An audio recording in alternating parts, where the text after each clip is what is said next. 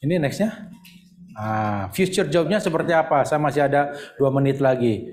Jadi virtual world-nya industrial metaverse ini tolong mungkin nanti diskusikan ya, apakah betul di bidang edukasi. Saya kira semua bidang ini akan kena metaverse maupun artificial intelligence-nya. Jadi kita siapkan infrastrukturnya, kalau layer-layernya kan, human interface-nya, nanti yang perusahaan Meta mungkin bisa explore ini, jelaskan lebih jauh infrastruktur layer-layer di metaverse-nya. Job trends-nya yang saat ini work is work, kemudian geser ke talent supply-nya yang butuhkan high, war between talent ini sangat tinggi sekali gitu ya kalau kita petahkan. Ini sumbernya Deloitte 2021. Saya kira hal-hal seperti ini kita bisa riset, kita petakan future job-nya. Nah ini masih metaverse job nih, ada istilah-istilah metaverse arsitek. Siapa yang mau jadi arsitek tapi di metaverse? Metaverse developer, designer, community manager. Nah mungkin ini anak SBM nih, community manager. Atau jadi entrepreneur, metaverse entrepreneur, pelakunya sendiri. Atau guide gitu ya, pemandu tour guide tuh, ada metaverse tour guide, pemandu lagu ada nggak di sini ya? Metaverse terapis, ada event planner, personal trainer, language tutor, interior designer, apalagi silakan. Anda mau bikin job apa sesuai dengan kebutuhan metaverse. Jadi sementara future job era AI ada ini apa aja nih? Ada artificial intelligence-nya, kemudian machine learning, ini cloud solution, data utilization, internet of things. Ini masih banyak hard skill-nya, kira-kira begitu ya. Ya saya kira masih ada 1 menit lagi. Kalau ada ini masukan, kita ada diskusi di akhir sesi ya sekaligus. Saya kira cukup itu dari saya. Terima kasih, hatur nuhun dan kusyun ya.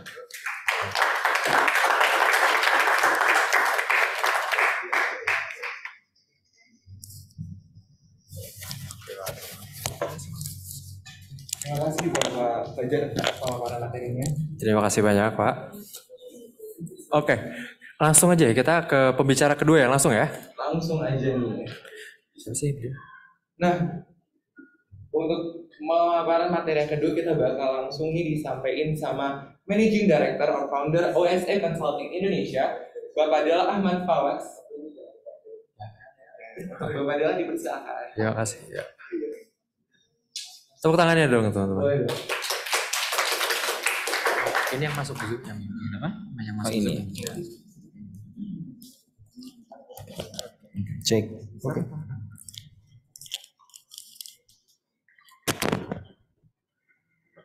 Cek. Oke. Assalamualaikum warahmatullahi wabarakatuh. Waduh, kami nih. Makasih sebelumnya Pak Fajar dan teman-teman KM SBM ITB bisa membawa saya ke sini lagi untuk nostalgia. Alhamdulillah kebetulan saya adalah alumni juga dari SBM ITB S1 dan juga MBA Jakarta. Jadi pas ke sini tadi sempat tour guide dulu sama Dito gitu ya, ngelihat-lihat perubahan-perubahan yang signifikan yang sekarang dimiliki oleh SBM. Tepuk tangan dulu dong buat SBM. Oke. Udah ini. Oke, sebelumnya perkenalkan dulu aja, nama saya Dela Ahmad Fawaz. Mungkin dari tadi agak bingung juga ya dipanggil Bapak Dela atau Kak Dela gitu ya. Wajahnya laki-laki gitu, ya betul. Nama saya Dela Ahmad Fawaz dan dipanggil Dela. Dan saat ini saya adalah Managing Director dan juga Founders dari OSACI, OSA Consulting Indonesia, bergeraknya di bidang HR Consultant. Dan mungkin hari ini, kalau tadi Pak Fajar udah menjelaskan tentang banyaknya akademisi gitu ya, ada beberapa report-report teori gitu yang memang perlu kita pelajari juga apa tantangannya sebenarnya metaverse dengan juga human resource.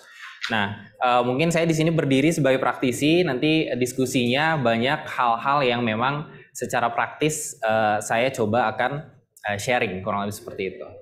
Bisa?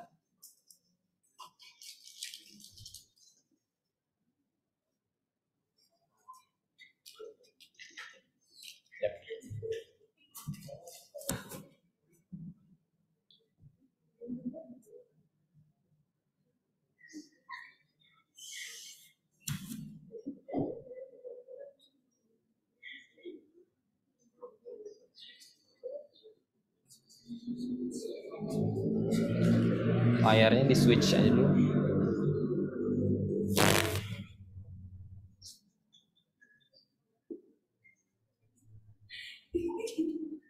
Ya, oke.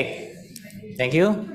Jadi saya akan bahas tentang HR capabilities in riding the digital era gitu ya. Jadi saya banyak di HR. Sebelumnya saya di SBM ini dulu bukan di Subkaka People gitu ya. Dulu saya di operation, cuman jadinya terdampar di HR pada saat saya lulus. Kebetulan saya pada saat itu masuk sambil saya kenalan mungkin ya, bisa belum jalan. Oke. Nah ini, jadi saya SBM ITB, kemudian Belemba 12 juga.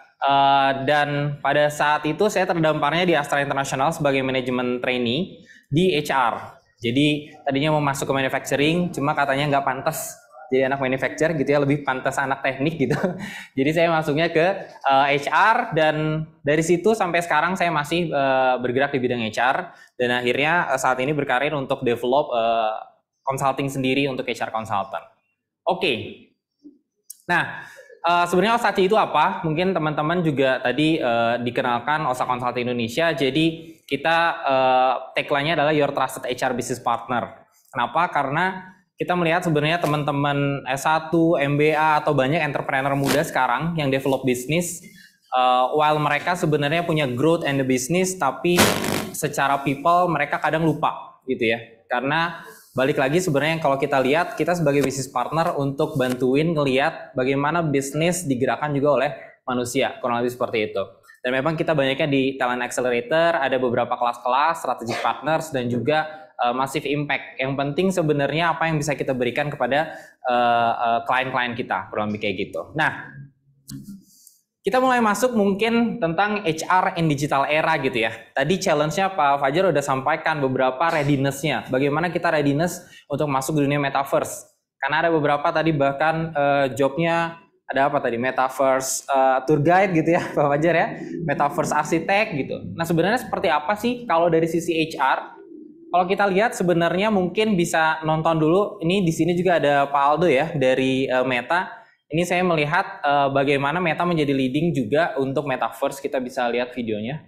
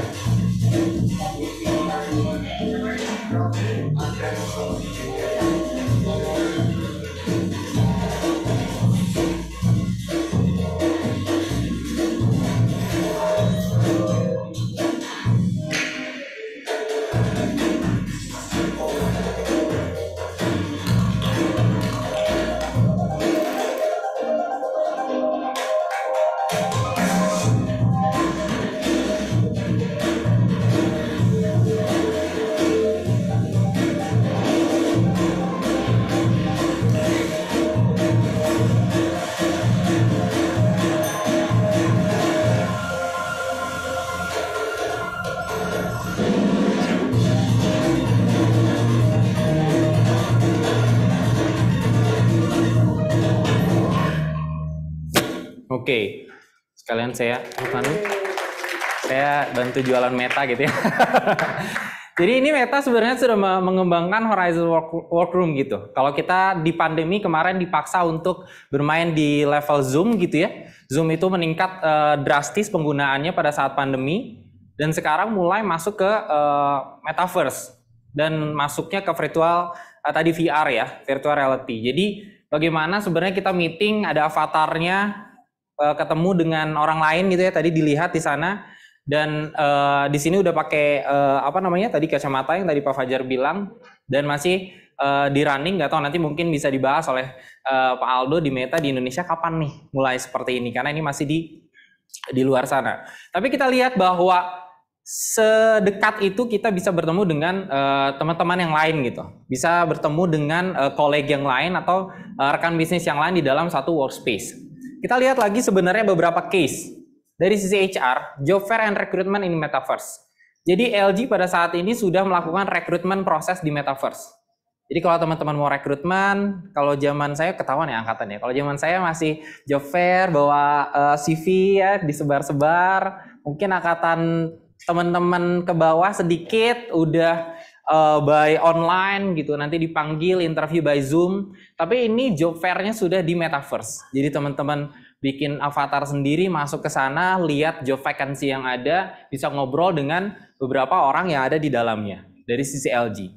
Kemudian ada juga job fair Metaverse pertama yang dilakukan, ada beberapa company di sana. Kalau yang satu adalah khusus LG dan juga beberapa company sedang melakukannya. Nah, ada lagi case yang lain adalah virtual onboarding and training.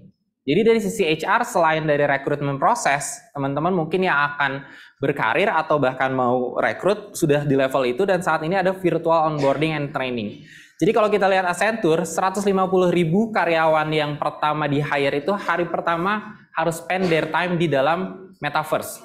Jadi Accenture sudah punya Metaverse-nya, dia punya blog di sana, membangun beberapa hal, bahkan town hall-nya di Metaverse. Kalau sekarang teman-teman yang ngikutin startup gitu ya, lagi heboh town hall, nggak tahu good sign or bad sign dari sisi town hall, tapi ini town hall-nya dilakukan di dalam Metaverse. Kemudian Deloitte juga sudah punya virtual tour. Jadi kalau misalnya mau karyawan pertama datang ke Deloitte, dia bisa lihat kantornya seperti apa, ada kitchennya, ada ruang meetingnya dan sebagainya melalui virtual. Jadi banyak sekali sekarang perubahan-perubahan yang bisa dilakukan oleh beberapa perusahaan yang kita sebagai talentnya perlu siap gitu ya. Nah, ini ada yang tahu apa ini? Logo apa? ChatGPT. Oh, Pak Fajar yang tahu nih ya. Yang lain pada tahu ChatGPT? Jadi ChatGPT selain tadi kita bicara tentang Metaverse, ini ada ChatGPT tentang AI yang tadi dibahas oleh Pak Fajar juga, bahwa sekarang dunia udah HR dan sangat menarik banget kalau kita lihat bagaimana AI ChatGPT bisa melakukan sesuatu yang dikerjakan oleh HR. Kita lihat sebentar.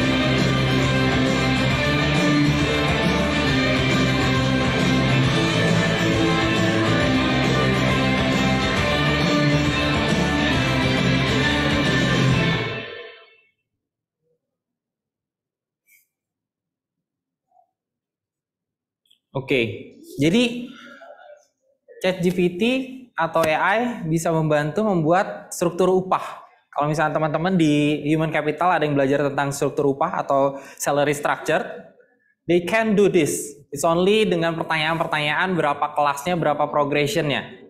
Dan kemanakah kami sebagai HR consultant gitu ya? Atau sebagai teman-teman yang nanti berkarir di bidang HR. Sesimpel ini keluar. Nanti mungkin Pak Fajar bisa dicek kalau ada tugas, hati-hati pakai ChatGPT ya mahasiswanya gitu ya. Nah, dari sini sebenarnya ChatGPT mulai professional plan ya. Kalau teman-teman yang udah ngelakuin dengan sangat biasa, free plan-nya sekarang udah mulai utilisasi dengan harga. ChatGPT mulai getting the money from this gitu. Sorry. Lalu pertanyaannya, so what about HR and HR consultant? Is it the end of the HR era? Apakah berkarir di bidang HR udah hilang dengan adanya ChatGPT gitu ya? Apa yang sekarang ya tadi mungkin kayak ya kita melakukan tuh, kalau klien-klien kita minta bantu salary structure kayak gimana, kita melakukan. Sesimpel itu diganti oleh ChatGPT. Kita lihat dulu evolusi of HR. Kalau misal mengutip dari beberapa teori yang ada gitu ya, HR tuh dari 1900 sampai 2010 ke sini perubahannya signifikan, dari mulai welfare personal management gitu ya. Lalu ada HR BP di sini banyaknya terkenal, HR business partner, talent management, training and development. Kemudian di sini juga ada HR strategik, terakhir adalah tentang strategic partner, bicara tentang shared service gitu, banyak yang dilakukan. Sampai saat ini pengembangannya belum banyak lagi dari HR strategik mau jadi apa HR. Jadi kalau cari di buku-buku bahkan Bapak HR Dave Ulrich pun belum membuat HR yang terbaru. Yang terbaru terakhir masih ada bicara tentang HR outside in. Nah, tapi bicaranya HR ngapain lagi nih? Sebagai karir HR atau konsultan HR atau teman-teman sebagai nanti yang melihat dunia HR akan seperti apa lagi? HR sebenarnya nggak akan kemana-mana. HR is always evolving from year to year because HR is the essence of the change that occurred. Jadi sebenarnya HR sendirilah yang membuat perubahan dan bagian dari perubahan itu juga. Karena HR dealing with the people. Jadi apa? HR is still HR. HR akan terus jadi HR. Peran HR akan tetap ada kok. Peran HR consultant masih ada juga. Apa sebenarnya yang bisa kita lakukan dengan kondisi yang ada? HR riding digital era ada 4 sebenarnya. Yang paling pertama adalah technology as a tools. Jadi teknologi ini bukan dilihat sebagai threat, nggak melihat sebagai ancaman atau sesuatu yang harus kita sikapi apa gitu ya, tapi lihat ini sebagai tools. ChatGPT muncul, ya maksimalkan sebagai tools. AI muncul, maksimalkan sebagai tools. Tadi virtual reality bisa dimaksimalkan oleh tools kita. Yang kedua adalah HR fundamental is a key. Jadi mata kuliah HR tentang talent acquisition, tentang organization development, performance management, semua adalah fundamental yang perlu dipahami. Karena apa? Ada istilahnya GIGO, garbage in, garbage out. Jadi kalau kita ngomong juga sama ChatGPT, tolong buatin apa gitu. Tolong buatin salary structure atau struktur upah.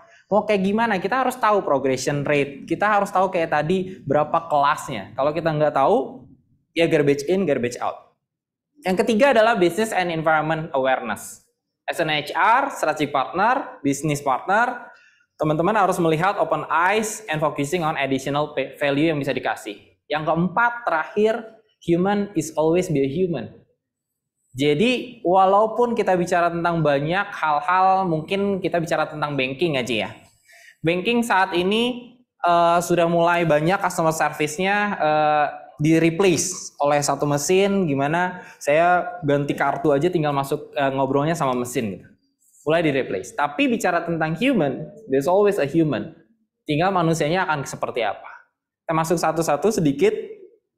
Nah di kami contohnya, di HR Consulting, di Osachi, kita ada talent mapping. Kita assess potensi. Kalau tadi Pak Fajar mengatakan ada potensinya segimana gitu ya. Traits apa yang muncul gitu. Kami juga assess beberapa klien kami untuk melihat mapping performance di dalam company klien kami. Dan kita melakukan ini pakai AI. Jadi bahkan mereka mengisi sesuatu di dalam satu laptopnya. Kalaupun dia ragu mengisinya itu udah terbaca. Jadi misalnya udah isi A, pindah ke B, itu terbaca oleh AI. Kemudian dia buka misalkan browser lain untuk ngecek, itu kebuka juga, ketahuan sama AI. Dan akan kelihatan personality-nya. Dari sisi personality yang ragu-ragu atau ekstrim dan sebagainya itu tercatat di dalam AI. Nah, so know better potensi of the employee with the technology. Lalu yang kedua apa tadi? Yang kedua adalah HR fundamental is a key. Jadi di kami juga sebenarnya ada framework yang tetap basic frameworknya. Bicara tentang ada organization development, ada talent acquisition. Ini mata kuliah HCM gitu ya kalau di sini ya. HCM secara keseluruhan end to end. ini semua penting. Jadi jangan bolos kuliahnya ya. Jadi ini penting banget sebagai baseline. Kenapa? Karena balik lagi semuanya akan ada di tools. Tapi yang penting adalah kita tahu baseline-nya. Karena tadi balik lagi ya, garbage in, garbage out. Yang ketiga tadi adalah business environmental behavior atau awareness. Kita pun ke klien-klien kita, bahkan kita bicara di sini lagi ngomongin financial literacy. Jadi bahkan kita ngomongin HR, tapi kita ngomongin financial literacy. Kita ngomongin HR, kita ngomongin business model. Kita ngomongin HR, kita ngomongin tentang market share kita berapa. Nah, ini harus penting banget sebagai HR, karena HR udah bertransformasi jauh hari menjadi HR strategik. Dan sekarang going to digital. Yang terakhir, yang keempat adalah human is always human. Jangan lupa bahwa kita berada di multi-generation workplace, gitu ya. Jadi mungkin dari tadi kita bicara tentang, ayo kita siap untuk readiness metaverse. Mungkin teman-teman di sini ChatGPT udah biasa, sama metaverse udah biasa. Gitu. Tapi kita lihat di dalam organisasi nanti teman-teman misalnya masuk, banyak sekali generasi dari mulai baby boomers sampai ke generation Z. Dan bahkan kemarin kita ada klien corporate, mereka minta bantuan untuk bantu training leaders kami untuk bisa memahami multi generation yang terjadi. Karena leadersnya itu mereka di level generation X, terus ketemu sama generation Z gitu kayak, ini anak kenapa sih katanya gitu. Susah banget diatur gitu. Atau zaman saya tuh work hard banget, lembur tuh nggak masalah. Zaman sekarang tuh suruh lembur, aduh saya healing dulu gitu. Jadi banyak hal-hal yang seperti itu terjadi di dalam company saat ini. Jadi dengan teknologi yang ada juga kita harus lebih tahu bahwa human is always a human. Bagaimana kita bisa influence dan juga bisa smoothing the transformation. So sebenarnya secara terakhir adalah if the rate of change on the outside exceed the rate of change on the inside, the end is near. Kata Jack Welch gitu. Jadi kalau misalnya di luar lebih cepat tuh, terus kita antar aja lah. Gitu. The end is near. Makanya beberapa organisasi besar saat ini bicara tentang yang sudah lama dengan kapal yang besar, mereka harus tetap ikut berubah dengan perubahan yang ada. They try. Tapi organisasi-organisasi baru, startup, yang kecil mungkin mereka lebih fleksibel cepat. Tapi hati-hati bahwa ketika percepatan terjadi, di dalamnya ada manusia dengan multi generation, multi karakter. So HR is always an HR back to people, baseline-nya ada, bagaimana digital menjadi tools.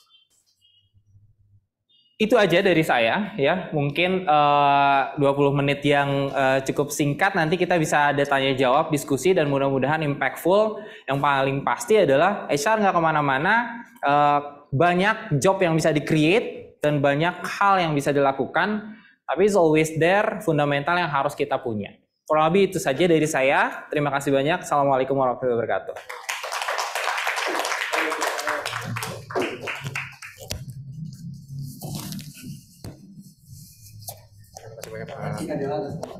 Terima kasih Pak. Oke, gimana nih? Udah ada 2 pembicara ya yang udah maparin materi kita. Masih semangat gak teman-teman? No. Oh ya semangat ya. Oke, karena semangat banget ya. Karena yang ketiga ini nggak kalah menarik ya. Beliau adalah CDF Sharing Vision, co-founder Gajah Crypto, Gajah Society NFT, Oxlab, dan Ganesha DAO. Oke, langsung aja. No. Bikin Zoom enggak? Ada Zoom bagus nih. Oke, kita sebut saja Pak Nur Islami Javad atau Pak Jeff, kami persilakan.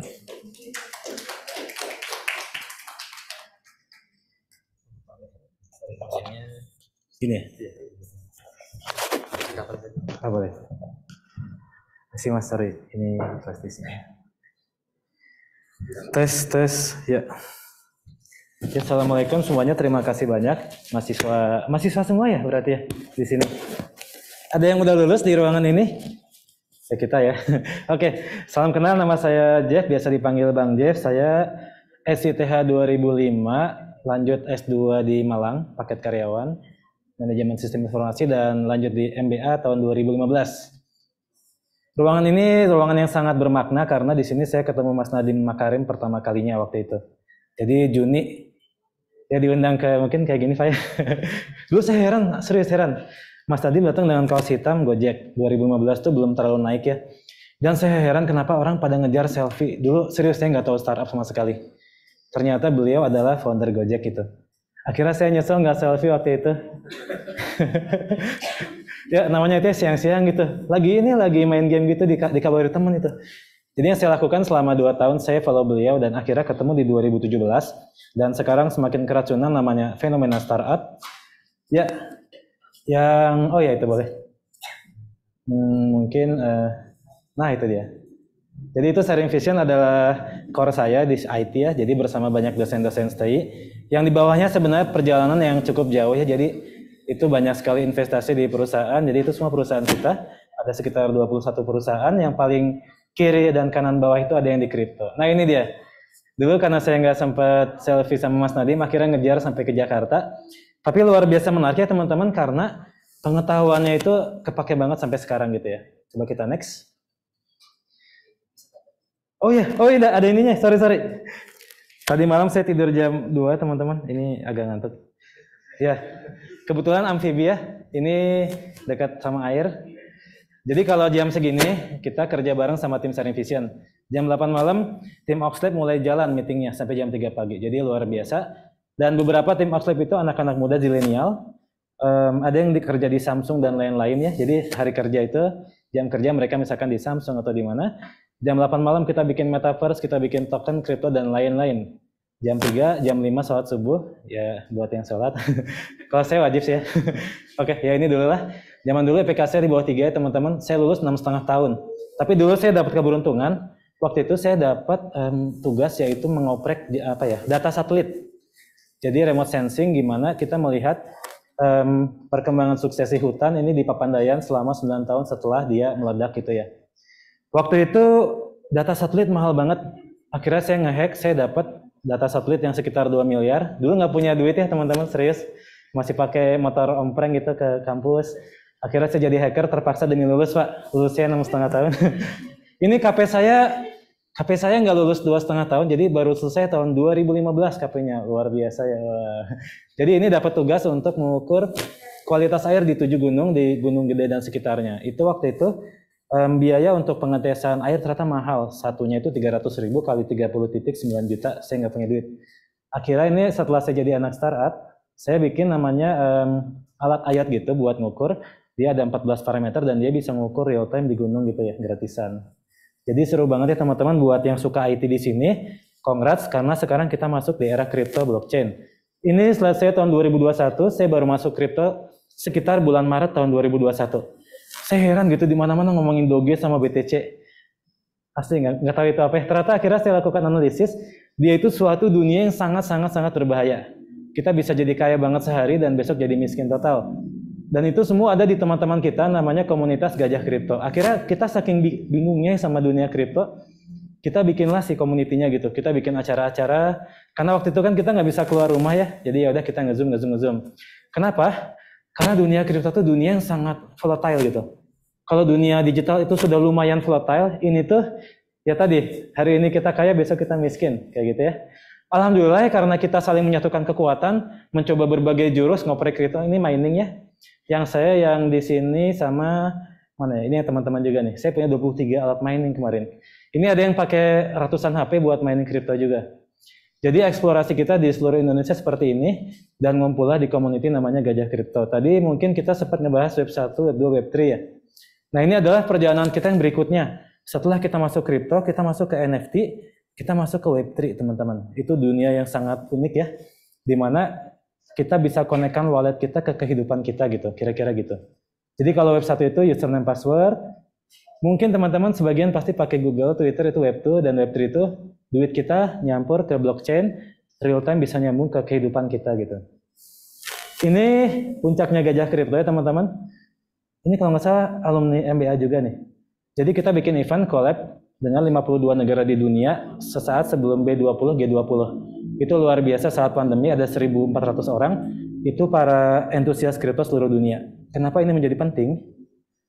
Ya karena mereka lah yang punya istilahnya apa ya? Berbagai project itu teman-teman. Di sana nyari kerjaan gampang banget. Tinggal bilang, tinggal towel, kenalan langsung dapat. Kenapa? Karena tempat menjadi salah satu seleksi bagi teman-teman Web3. Jadi kayak kemarin ada meetup gitu ya.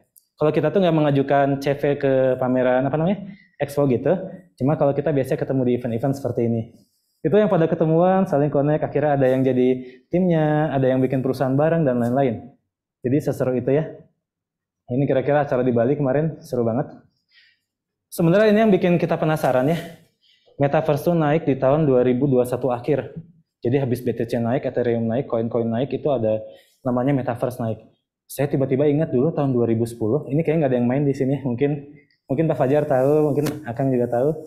Ini mainan tahun 2010 Second Life tuh dimana orang bisa kaya, bisa jadi miliuner karena dia bisa jadi desainer di dunia virtual gitu. Itu zaman dulu ada, semuanya pakai PayPal dan kartu kredit. Pembayarannya susah waktu itu saya main, tapi tidak sampai jauh karena susah buat bayarnya gitu. Kalau ada yang main ini, saya main sama anak saya, jadi yang ketawa tahu biasanya. Minecraft ya teman-teman, kita punya dunia yang luar biasa di sana, apalagi anak-anak yang punya anak kan? Punya. Nah, anak-anak kita punya dunia yang luar biasa di sini. Mereka bisa connect sama seluruh dunia, bahkan bisa bikin segala macam, dan mungkin bisa belanja sesekali ya, pakai duit orang tuanya gitu. Tapi ini seru banget, seru banget. Ada ribuan dunia di sini gitu ya. Itu mungkin kalau mungkin hypothetical metaverse, kalau mungkin nanti ada ahlinya dari Meta, bahwasanya itu tempat kita bisa hidup, kita bisa interaksi, dan kita juga bisa melakukan kegiatan-kegiatan berbagai macam termasuk ekonomi gitu ya. Formatnya bebas ya, mau kita pakai tadi 3D gitu, mau pakai ini boleh. Ini kita pernah bikin metaverse-nya ITB, nggak sengaja ternyata kita bikin, itu 2D. Kita pernah juga ada expo di sini di Sabuga versi kita. Dulu kita bisa nampung sekitar 200 orang, tapi akhirnya karena banyak peminatnya kita naikin ke 500. Karena nggak kuat bayar, kita turunin lagi ke 100 gitu ya. Mahal bikin metaverse tuh, karena servernya mahal. Kalau ada yang mau mampir itu ada Bit.ly-nya juga, silakan. Ini masih aktif, jadi teman-teman. Ada gedung SBM juga di sini. Sabuga ada. Yang nggak ada yang ini nih, setelah ini kan ada informatika, STI, TVST ya. TVST belum jadi gitu ya waktu itu. Jadi kita dari STI, fisika, farmasi lompat ke Sabuga. Di tengahnya ada SBM yang Kresna, gitu ya. Ya karena development gini juga butuh effort dari teman-teman. Tapi alhamdulillah dengan segini lumayan gitu ya. Walaupun ada beberapa jurusan yang belum masuk gitu, nggak apa-apa lah, lumayan.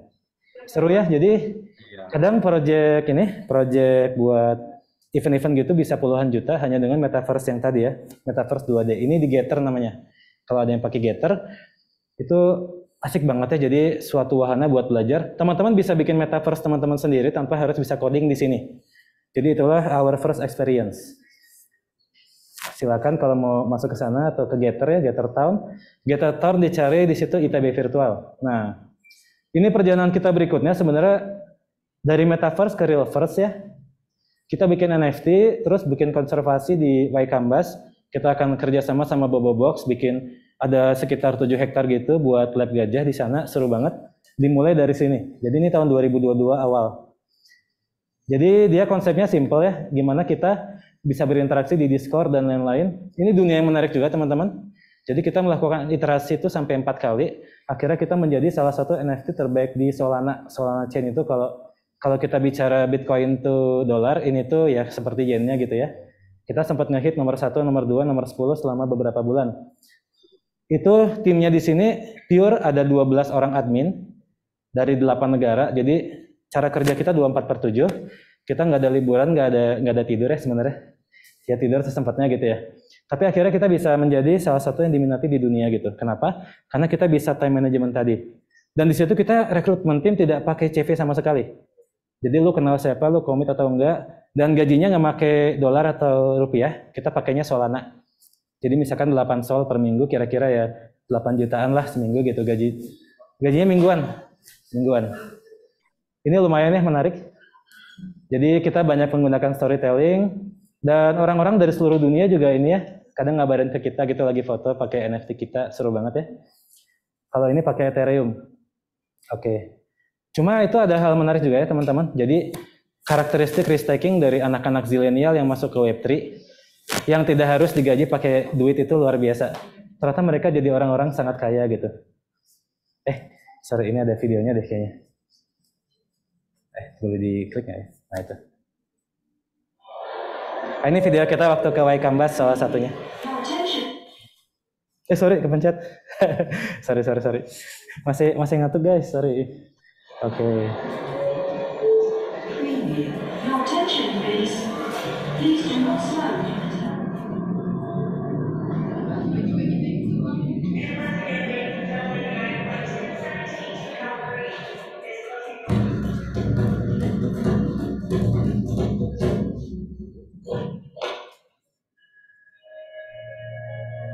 Fly away like a sky, shining bright like a shadow shine, burning high like the stars, dancing through without time.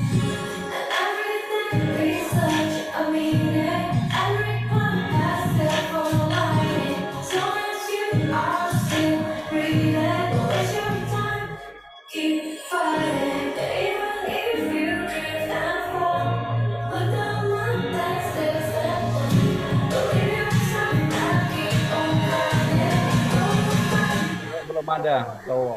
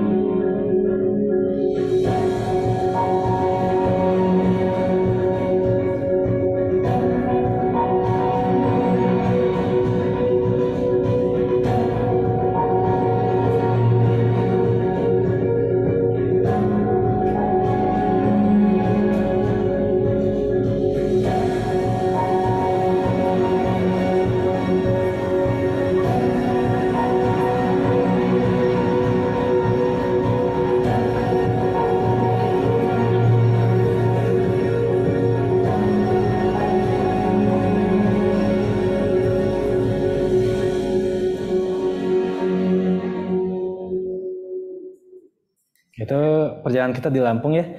Teman-teman tadi kalau ada NFT yang sempat saya ceritakan itu gambar-gambar gajah. Itu buat orang yang beli 2 gambar gajah itu gratis ke Lampung, semua kita cover. Termasuk kita bikin hostel di sana, hostel gajah namanya. Dan mereka bisa mengarungi sampai ke hutan gitu. Jadi jalan-jalan, lihat konservasi gajah, ketemu gajah. Dan seluruh society kita biasa bilang itu society, jadi sahabat kita yang mendukung kita, itu mendapatkan pohon. Jadi pohon di yang pertama daerah Jawa Barat di Cicalengka, kita bikin hutan di sana, sama di Lampung kita bikin hutan. Jadi ini kalau kita tarik sedikit dari metaverse, kita tetap menghubungkan ke society tadi, karena kalau yang kita alami itu, suatu metaverse, suatu eksistensi digital itu, dia bisa ada tetap karena ada manusianya gitu ya. Tapi memang tadi ya kalau bicara AI bahaya, kita nggak tahu suatu hari member kita mungkin bukan manusia gitu ya. Saya baru kepikiran barusan, tapi seru banget. Jadi inilah kemarin, ini sebenarnya teaser buat promo. Di sini tuh ada, karena teaser ini ada ribuan orang dari berbagai negara beli, dan kita tuh janjian waktu itu tanggal berapa Juni kalau nggak salah, ketemu di Waikambas dan liburan bareng, itu seru banget. Dan itu ya, snowball efeknya seru, dan memang orang-orang yang kolaborasi di dalam dunia NFT, Metaverse, Crypto Web3 itu orang-orang yang agak ekstrim sebenarnya.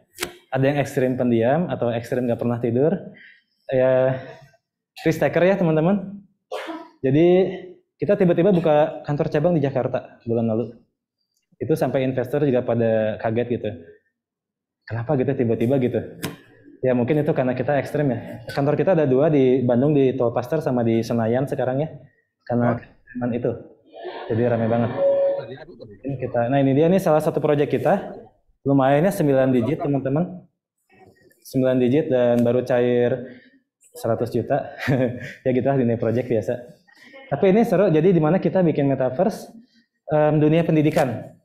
Kalau tadi mungkin sempat ada di mention Accenture ya. Accenture punya metaverse buat karyawannya, itu karena mungkin dia ada di seluruh dunia gitu. Bayangkan mungkin ada salah satu sekolah seperti SMM ya, sorry nyebut merek, cukup terkenal di ibu-ibu. Dia tuh sekolahnya di Zoom dan ada yang muridnya dari Qatar, orang Indonesia, dari Jakarta gitu ya. Itu mungkin interaksi-interaksinya bisa direalisasikan lebih jauh di metaverse itu. Mungkin itu sih kalau saya lihat tadi Accenture kenapa dia bikin metaverse. Dan kita bikin metaverse di pendidikan kenapa? Karena pendidikan butuh ya interaksi lebih gitu ya daripada sekedar nge-zoom gitu ya. Mungkin kadang dosennya bisa berenang di metaverse-nya gitu. Ya we don't know ya di future seperti apa. Ini salah satu hari yang cukup bersejarah kemarin, 23 Oktober.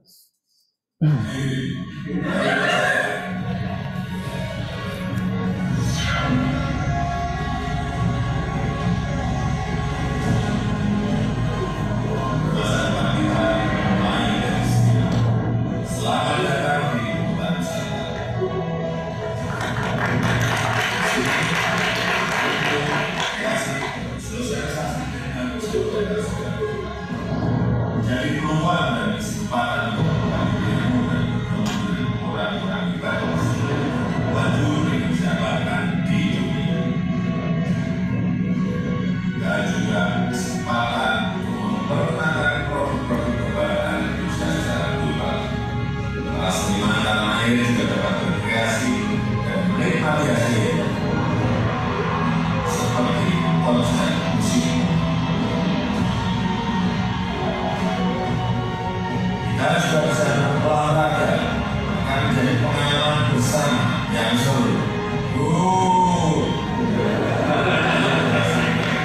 Dan kita membangun kota Nusantara bersama-sama melalui inovasi dan kreativitas.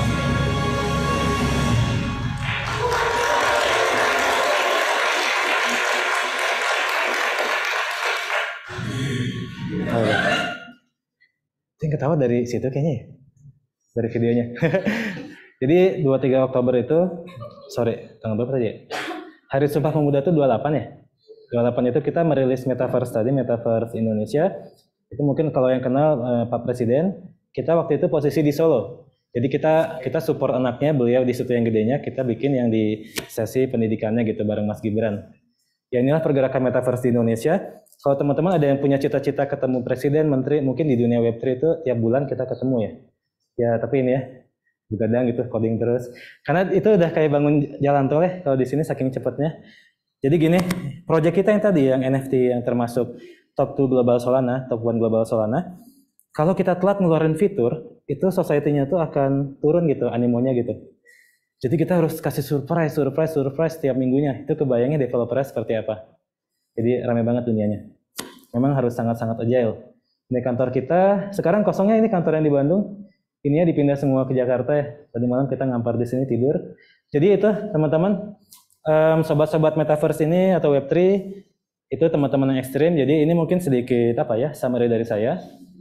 Jadi biasa banyak yang mulai kerja jam 20, beres jam 3. Tapi ada apa yang sudah mulai jam kerja kantor ya, aman. Kemudian juga fun fact-nya ya, tim Gajah tadi, kita tuh belum pernah ngumpul bareng karena kita di berbagai negara gitu. Tempat kita ketemu ya tadi di Metaverse atau di Zoom ya. Atau di Bali. Pertemuan pertama kita justru di Bali gitu, waktu acara tadi. Kemudian kita biasa ini yang menarik ya. Jadi ini Bro Rian yang ini, dia salah satu tim kita juga di Coinfox, media pembelajaran kriptonya. Dia digaji pakai TKO. TKO itu token lokal lah gitu ya.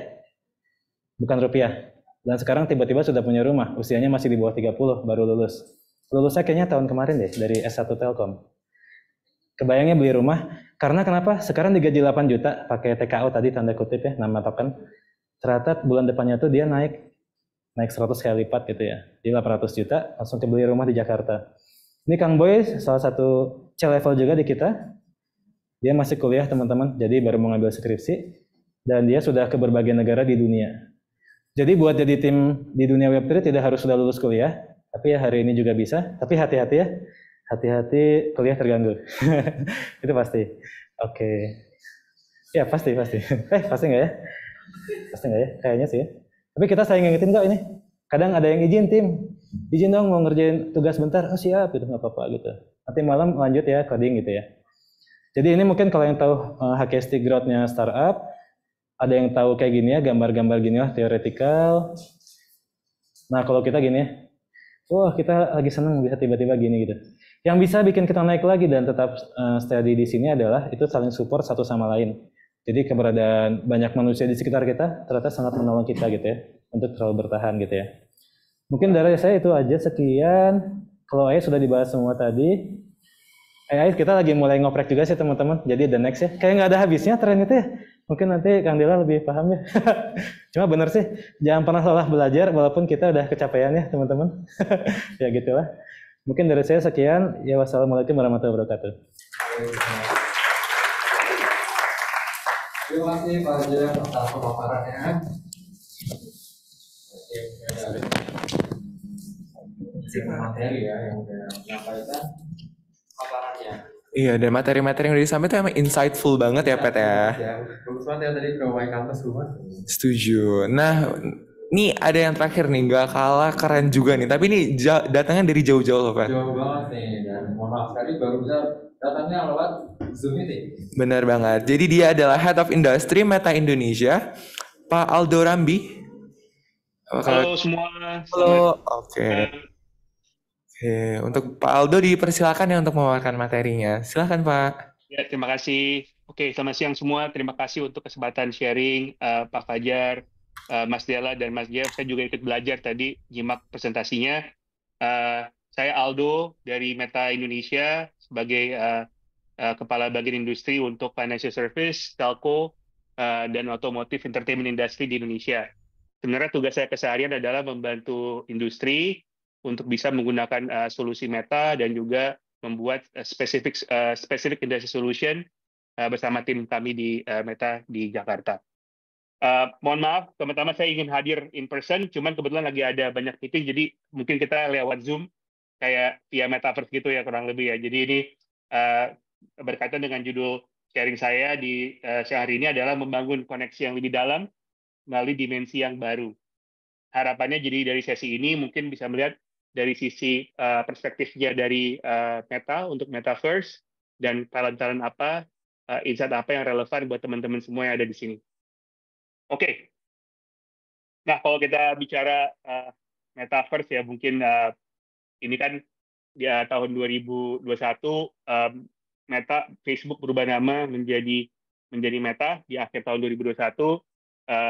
Mungkin kalau lihat respon dari publik ya itu mix gitu ya, di mana sebenarnya kalau kita lihat kembali di zamannya internet, saya sendiri tahun 1998 udah mulai pertama kali kotak-kutrik internet, mungkin responnya mix juga ya, kayak apa sih gitu ya kan, ada yang skeptik, tapi tentunya menjadi sesuatu yang disruptif yang bermanfaat buat kita semua. Nah, mungkin sharing dari sisi tren ya, mungkin kalau kita lihat belakang gitu ya, waktu kita masuk ke dalam di internet di awal-awal itu adalah kita bicara mengenai search, consumption, informasi satu arah, terus di tahun 2000-an ya social media udah mulai bertumbuh, ya kita semua bisa berpartisipasi as a social experience, dan juga bicara mengenai experience sosial, Metaverse ini sebenarnya membuat kita lebih bisa participate secara secara seamless lah, dan apalagi pas pandemi kita juga merasakan lebih profound impact dari bisa connect dengan orang-orang secara virtual. Nah, tapi sebenarnya kalau kita bicara Metaverse, ada 3 hal mungkin yang ingin saya share di sini. Ini pertama Metaverse ini masih dibangun dan masih melalui perjalanan yang masih panjang. Karena sebenarnya kalau misalkan kita lihat dulu ya, pertama kan ada satu sense of presence di sini, dan presence ini adalah lintas batas ya dari sisi experience baik virtual, fisik dan sebagainya, tapi juga ada sense of persistence, continuity. Artinya kalau saat kita bicara dunia di Metaverse, dunia ini sebenarnya bersamaan jalan dengan dunia fisik ya, waktunya itu bersamaan jalan. Jadi kalau kita misalkan hari ini let's say masuk ke dalam experience yang ada di umpama misalkan Roblox ya sekarang tuh udah bisa dibilang metaverse 2 dimensi juga, itu nggak akan mati begitu kita tutup HP kita atau laptop, jalan terus. Dan ketiga, bicara mengenai device ini kan tidak hanya Meta Quest atau VR device, tapi sebenarnya kan masih ada di HP yang paling banyak. Berarti ada interoperability. Itu penting sekali. Interop bisa di consume melalui device seperti HP yang 2 dimensi, laptop, bahkan sampai device wearables dan VR headset dan sebagainya. Nah, 3 ini sebenarnya komponen untuk experience metaverse secara imersif. Nah, dari sisi opportunity tentunya akan sangat masif ya, sangat besar. Apa sih yang dimaksud ini? Mungkin aku ingin share satu video. Kalau misalkan experience videonya kurang bagus, nanti aku udah titip ke teman-teman untuk bisa di-share langsung di laptop. Tapi izin aku share langsung di sini. Oke. Some people say the metaverse will only be virtual. But one day, this lecture hall will be made of code. And though they're virtual students, what they'll learn together is real. A surgeon will be able to practice as many times as needed in the metaverse before laying her hands on a real patient. Being able to explore a spacecraft is one thing, but the metaverse will let us go farther than any rocket can take us. In the future, students will be able to take a field trip to ancient Rome. And young artists can learn from a masterpiece. Farmers will one day use augmented reality to help ensure the best yields. And urban planners will be able to model traffic solutions to help decrease commute times. So while the metaverse may be virtual, the impact will be real.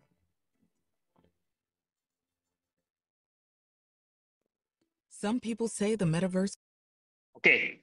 Jadi tadi sharing mengenai experience-nya ya. Jadi metaverse itu bukan cuma gaming, tapi juga bisa kita bisa spend use case-nya ke berbagai macam situasi belajar yang paling mungkin kalau misalkan di market sekarang yang paling umum ya untuk edukasi, training dan sebagainya.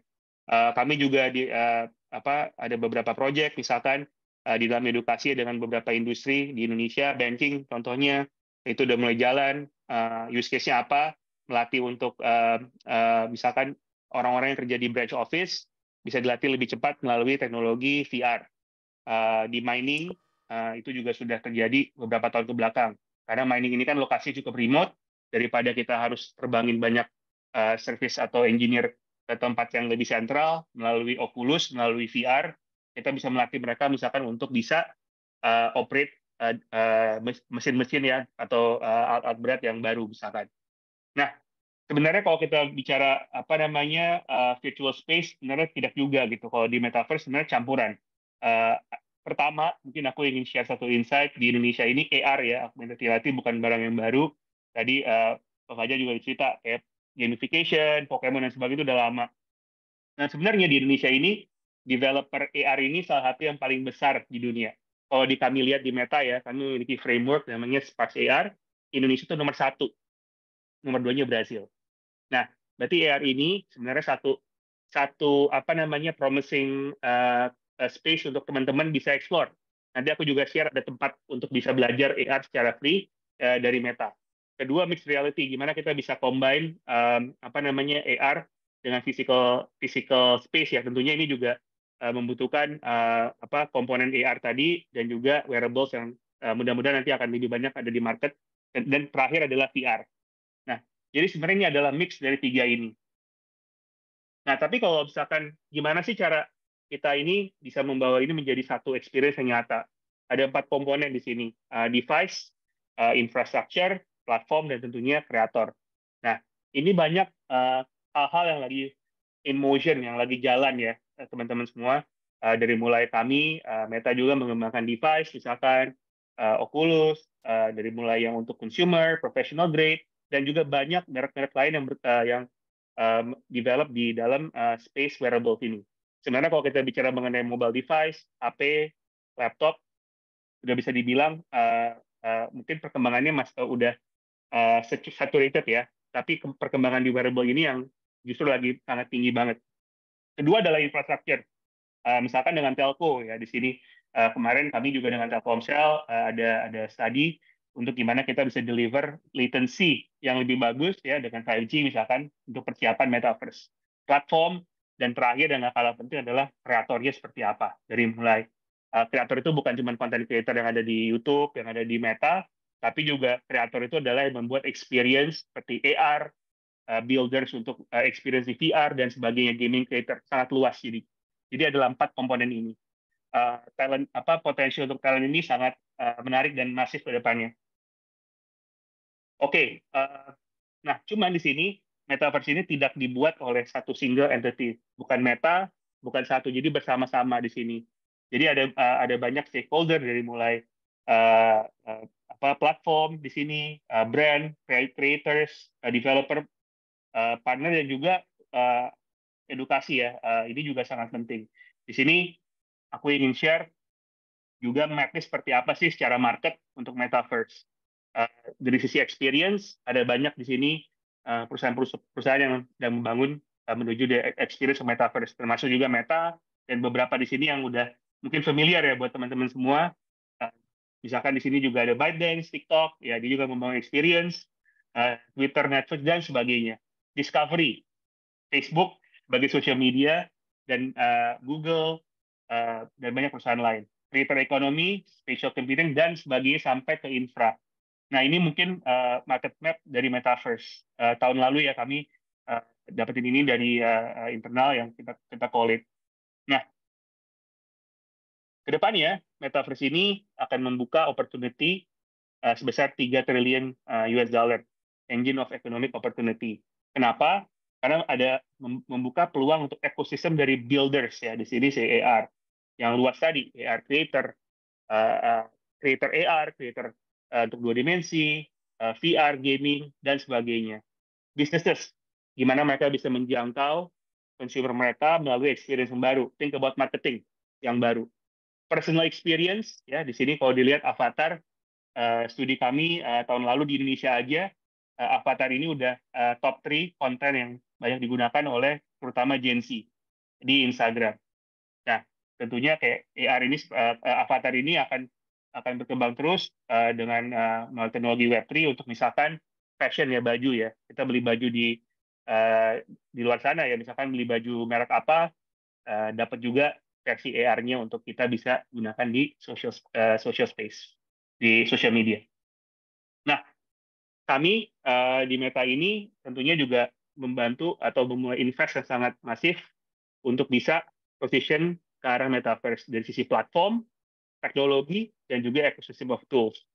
Tentunya kalau dari sisi platform, di sini kita juga membangun di Horizon ya untuk di dalam Oculus, AR, dan juga membangun social service kami yaitu Facebook, Instagram, WhatsApp yang 2 dimensi sekarang untuk bersiap-siap membawa penggunanya menuju metaverse. Masih menuju metaverse belum sampai, jadi masih panjang. Jadi space ini akan sangat menarik karena akan banyak experience baru yang akan dikenalkan dan membuka peluang juga untuk para creator ya untuk membantu kami membangun experience menuju metaverse. Nah, buat teman-teman semua di sini sebenarnya udah bisa belajar secara free ya, udah lama nih ada. Aku bisa share di sini contohnya Sparks yang kiri atas. Sparks AR ini adalah framework kami untuk membangun AR experience yang bisa diakses secara gratis di website. Ya. Kedua juga ada sertifikasi bahkan. Sertifikasi ini sama seperti saya sebagai pegawai di Meta harus belajar juga hal yang sama sesuai dengan bidangnya. Tentunya kalau misalkan bicara yang lebih teknikal, misalkan ada AR certification. Jadi untuk kita bisa misalkan apply untuk di marketing space itu udah bisa dibilang sangat membantu ya. Tapi kalau yang lebih teknikal untuk bikin experience di Oculus itu pun sudah ada. Nah, seperti apa sih mappingnya kalau kita bicara business model ya? Teknologi ini kita bicara ada di Meta, social media yang lain, ada Web3. Nah ini mungkin aku coba gambarin di sini sebenarnya. Dari sisi ekosistem, pertama mungkin presence and identity. Ya ini kan bagaimana kita merepresent diri di dalam teknologi yang menuju metaverse ini. Avatar misalkan. Creators yang membuat untuk content experience di 2 dimensi dan social graph yaitu meta service. Facebook, Instagram, dan WhatsApp. Nah, use case-nya ada beberapa di sini. tentunya edukasi itu udah sangat tinggi kami lihat, chat ya, atau misalkan work collaboration, gaming, dan workout. Yang menarik sebenarnya 3 bulan ke belakang, kalau aku boleh share, workout ini, especially di negara yang udah adopt Oculus ya, itu sangat tinggi sekali adoption-nya. Banyak kayak virtual workout di Oculus yang misalkan bisa gabung dengan personal trainer dan sebagainya. Nah, tentunya ini semua kan ada commerce. Payment-nya juga akan ada di sini. Nah, dari sisi ini, enabler-nya adalah tentunya Web3, connectivity, dan tentunya harus diregulate juga, policy dan regulation. Oke, kami pun masih dalam tahap belajar. Jadi kami dari awal komit untuk berinovasi secara responsible ya.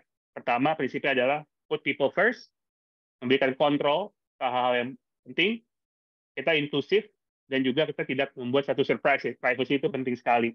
Nah, saat ini kami bekerjasama dengan beberapa grup, dari sisi edukasi, government, dan sebagainya.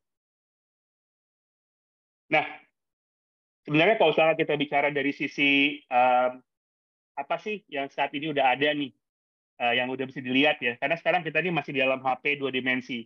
Nah, mungkin teman-teman bisa lihat di avatar, ini adalah space yang sangat menarik untuk yang udah bisa digunakan saat ini. Nah, avatar ini ke depannya dari mulai appearance-nya udah akan lebih bisa menyamai atau mungkin lebih dekat dengan kita bisa ngedesain itu seperti muka kita sendiri. Ya, kedua, pakaiannya. Ya, itu akan membuka satu opportunity baru nih untuk kreator ya. Wallet untuk pembayaran, NFT. Nah, ini fitur-fitur yang sudah ada di Indonesia di Instagram. Tahun lalu kami rilis digital collectibles dan juga AR, Creator Store. Nah, di tahun 2023 ini kami akan membawa avatar ini supaya bisa lebih imersif ke Reels, ya, seperti yang ada di tengah ini. Nah, ini sebenarnya akan meluncur. Jadi ini aku share in advance nih buat teman-teman khusus yang ini hadir. Dan juga di WhatsApp, kami juga sudah memperkenalkan avatar. Dan mulai masuk ke immersive experience, gimana kita bisa membuat aktivitas yang ada di Oculus ini lebih imersif, lebih bisa represent aktivitas yang kita lebih freely move dan sebagainya.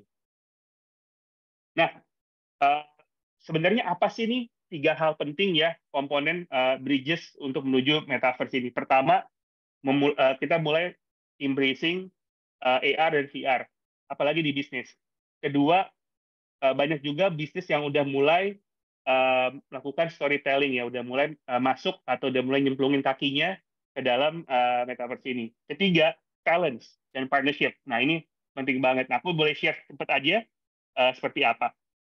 Nah, dari sisi metaverse ini, sebenarnya kalau misalkan kita mau belajar yang lebih ini banget ya, advance banget, kita bisa belajar misalkan tadi Accenture.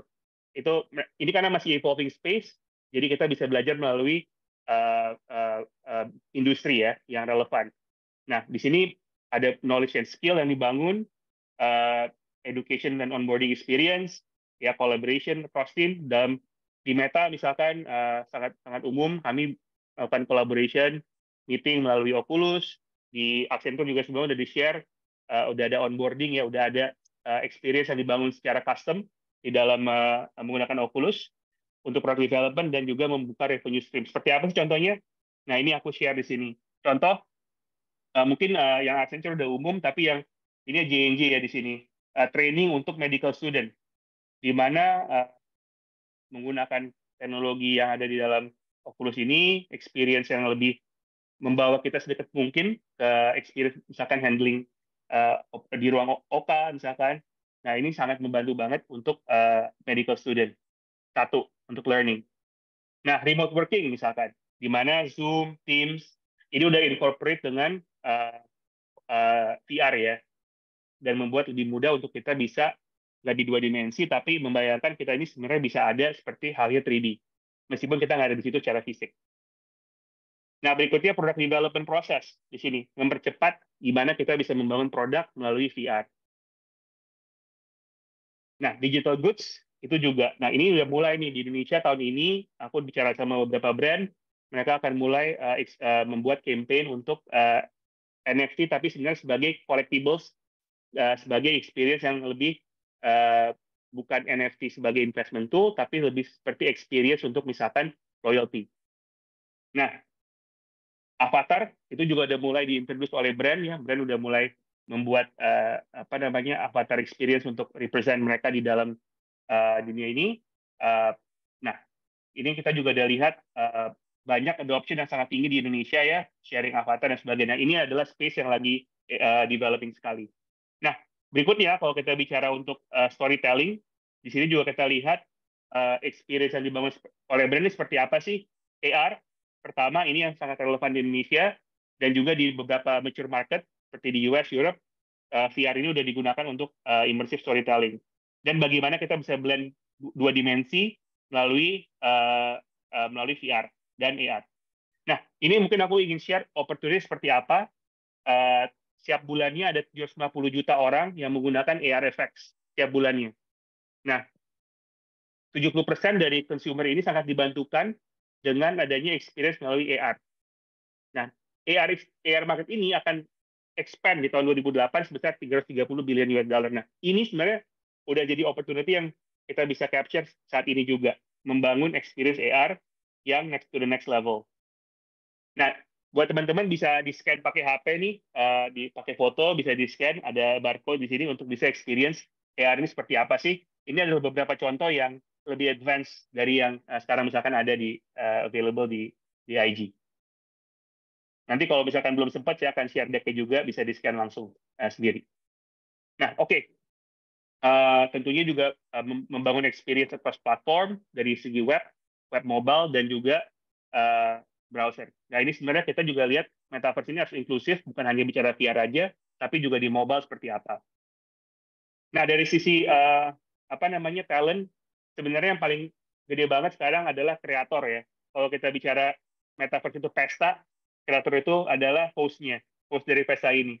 Nah, jadi sebenarnya sangat penting banget. Nah, kita udah mulai introducing tadi beberapa fitur, ya tadi kita bicara kripto juga di sesi sebelumnya, tapi juga kita bisa membawa NFT melalui experience di dua dimensi. Gimana kita bisa storytelling melalui misalkan service kami di Instagram, atau misalkan social media lain. Ini sudah menjadi satu experience yang mulai naik ya.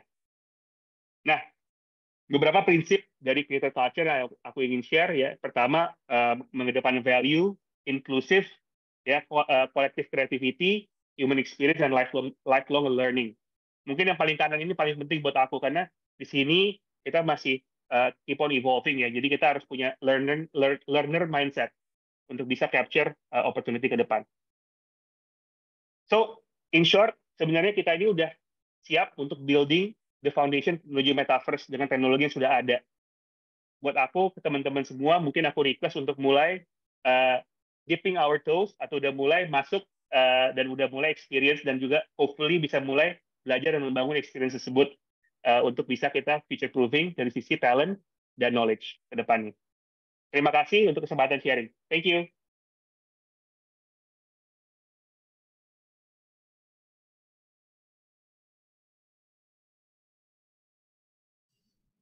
Oke, nah udah ada 4 pembicara ya yang memberikan materi-materi yang insightful banget. Nah mungkin selanjutnya teman-teman ini masih penasaran apa sih, atau ada yang belum jelas ya tentang materi yang disampaikan ya James? Iya, setuju. Nah, buat teman-teman semua yang mungkin masih pengen nanya-nanya, boleh banget ya langsung aja raise hand di tempat. Nanti bakal langsung kita samperin. Oke, ini dari Zoom ada yang raise hand ya? Boleh.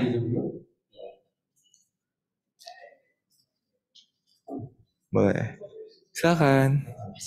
Mungkin formatnya nama, asalnya, dan pertanyaannya untuk siapa?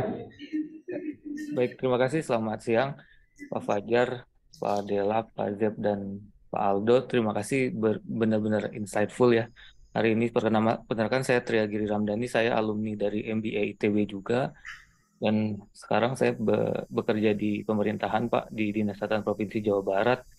Saya ingin bertanya pengalaman dari para speaker ya, dengan pemerintahan seperti apa untuk implementasi dari metaverse ini.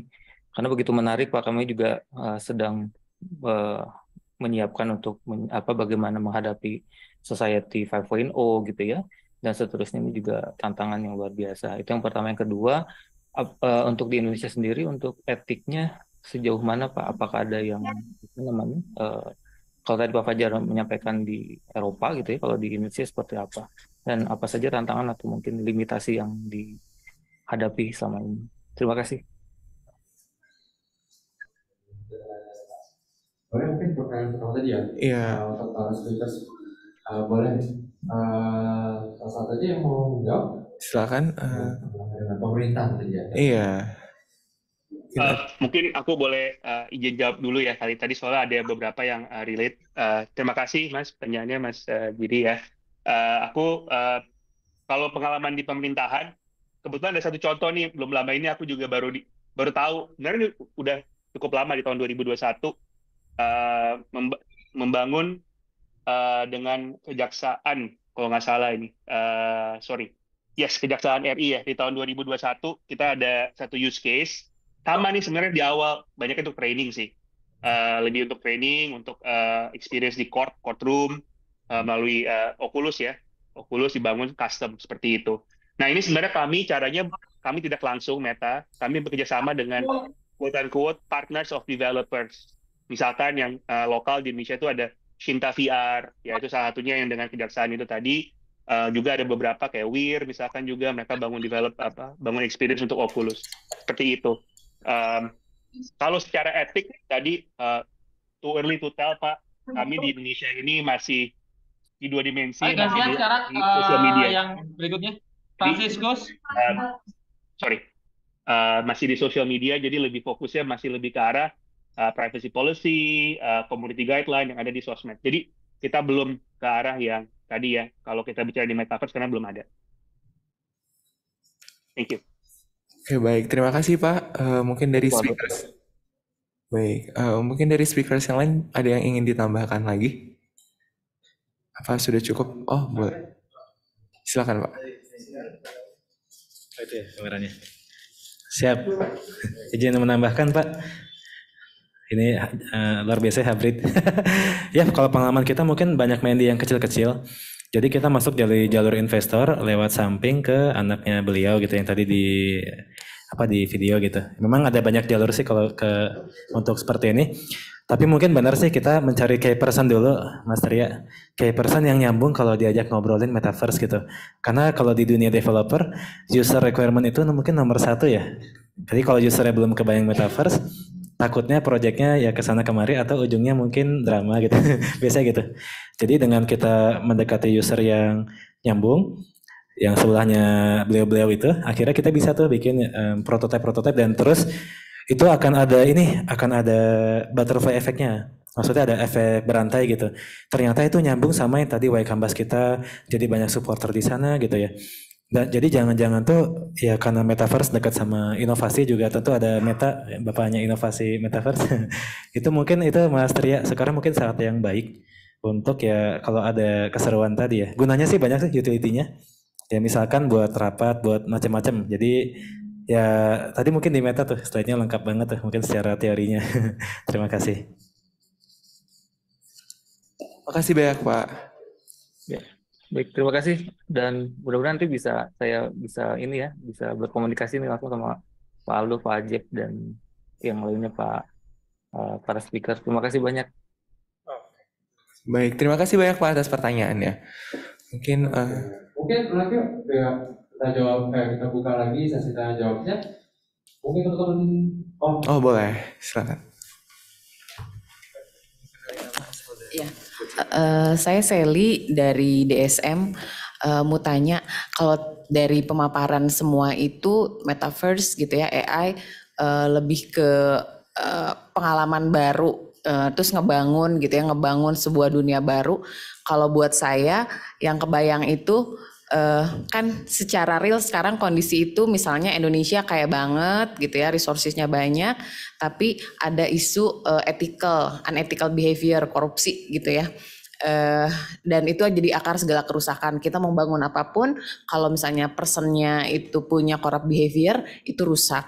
Nah jadi pengen nanya nih sama semua pembicara, apakah tantangan corrupt behavior itu juga jadi destruksi gitu ya, atau misalnya jangan-jangan ketika misalnya kayak tadi Jawa Barat mau bikin ininya gitu ya, mau bikin Jabar kayak apa dalam mimpinya gitu ya, layanan publik yang lebih baik atau apa, atau bahkan kayak tadi kejaksaan courtroomnya kayak gimana, tapi kalau misalnya hakimnya sudah tidak memihak gitu ya, dia keadilan itu tidak diberikan. Nah, apakah itu juga resiko yang ada, atau memang kita juga bisa create gitu ya, yang tadi kan identitinya jangan-jangan corrupt behavior atau keserakahan itu tetap ada dan destruktif juga gitu di dunia baru yang diciptakan. Aku pengen tahu aja sih, ini beyond ya bertanya. Makasih. Makasih banyak pertanyaannya, Mbak. Oke, boleh. Langsung aja dijawab nih para kita nih. Boleh. Silakan. Mungkin izin aku, Mbak Sally, aku boleh share tadi seperti yang aku sempat ada juga di presentasi ya. Sebenarnya kan ini tahap-tahap awal dan masih banyak kita juga belajar ya. Tentunya di Meta sekarang fokusnya lebih ke arah kita ini lagi sebenarnya lakukan banyak studi nih, partnering dengan stakeholder yang cukup luas gitu. Untuk pertama tadi mau ngeregulate seperti apa sih? Karena kan ini perannya bukan cuma single stakeholder, bukan cuma satu brand aja ya, pasti kan collectively. Nah, kedua juga secara membangun tools-nya itu gimana kita mengedepankan privacy dan membangun community guideline-nya seperti apa. Nah, ini jadi yang buat saya ini mungkin nggak bisa di-share banyak karena juga ini lagi banyak evolving.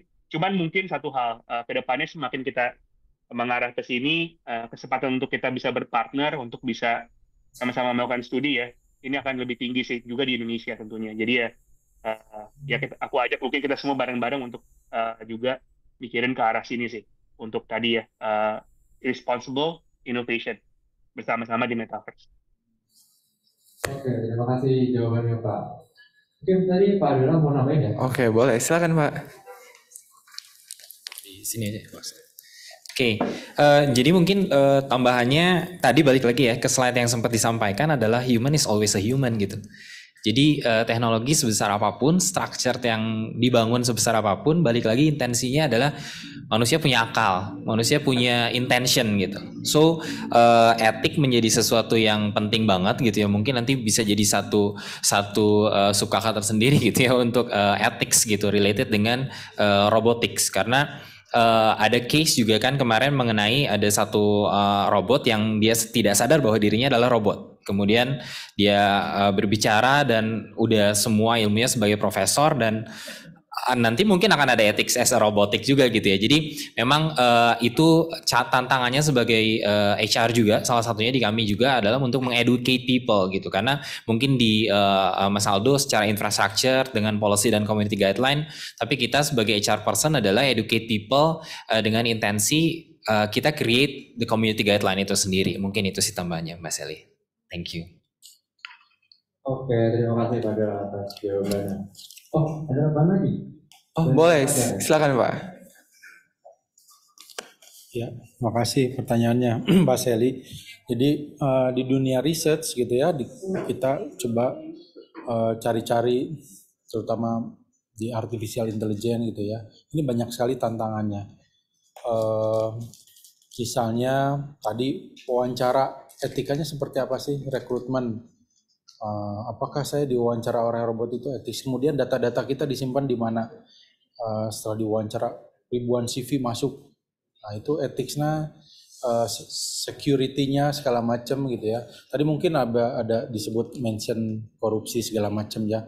Mungkin ada beberapa riset yang mengarah ke sana, tapi mungkin belum banyak juga. Jadi tantangannya tadi yang selalu lag behind itu kan peraturan ya. Kita undang-undang ITE. ITE itu general sekali. Jadi beberapa narasumber menyampaikan bahwa peraturan perundangan selalu di belakang. Nah, kelihatan sekarang tadi jalannya metaverse, kemudian praktik artificial intelligence itu sangat cepat sekali. Saya pikir udah mulai turun semangatnya, ternyata kalau dilihat sini semangatnya sangat menggebu-gebu lagi gitu ya kalau lihat gajah kripto, Meta gitu ya.